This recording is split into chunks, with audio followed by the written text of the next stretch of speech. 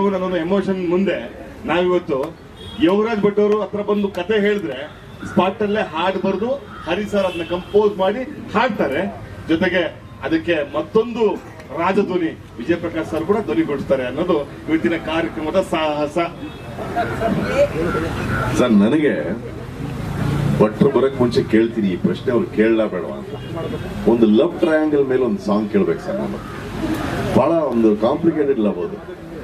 ಸಾಹೇಬರು ಇದ್ದಾರೆ, ದೋಸೆಗೆ ಚಟ್ನಿ ಮೇಲೆ ಲವ್ ಆಗಿದೆ, ಆದ್ರೆ ಚಟ್ನಿಗೆ ಇಡ್ಲಿ ಮೇಲೆ ಲವ್. ಈ ಲವ್ ಟ್ರಯಾಂಗಲ್ ಮೇಲೆ ಒಂದು ಹಾಡು ಬರ್ಸಲ್ಲ ಸರ್? ಅವ್ರು ಬಂದ್ರೆ ಕೇಳ್ತೀನಿ ಬರೀತಾರ ಅಂತ.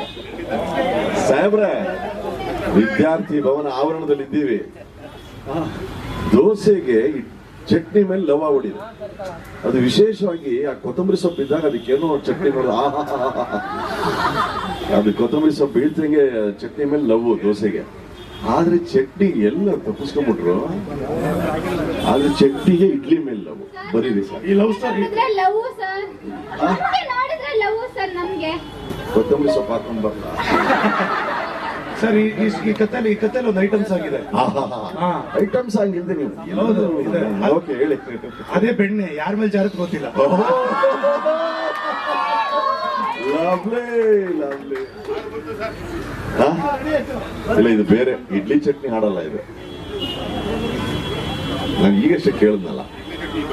ಬರೀ ಲೋಕದಲ್ಲಿ ನನ್ನಷ್ಟು ಬಿಸಿ ಯಾರು ಇಲ್ಲ ಇವತ್ತು.